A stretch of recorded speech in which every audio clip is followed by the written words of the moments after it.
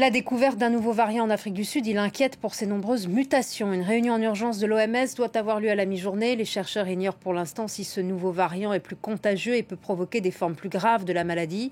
Les autorités sanitaires appellent les Sud-Africains à se vacciner en urgence. La Commission européenne va suspendre les vols depuis l'Afrique australe. Bilal Tarabey. Avec seulement 35% d'adultes totalement vaccinés, l'Afrique du Sud redoute aujourd'hui une nouvelle vague de pandémie. Au cœur de ces inquiétudes, le B11529, un nouveau variant du Covid-19 détecté dans le pays. Sa caractéristique principale, un nombre extrêmement élevé de mutations, ce qui pourrait entraîner une plus grande transmissibilité et une résistance accrue aux vaccins. Nous connaissons déjà certaines de ces mutations, mais d'autres nous sont inconnues. Nous commençons tout juste à lister les mutations que nous avons repérées et leurs effets potentiels sur la manière dont le virus va se comporter. À titre d'exemple, ce nouveau variant présente au moins 10 mutations, contre seulement 2 pour le variant Delta.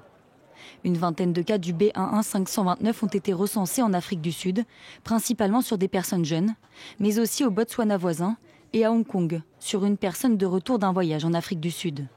En réaction, le Royaume-Uni a dès jeudi soir interdit les voyageurs en provenance de 6 pays africains. Nous ajouterons ces pays à la liste rouge.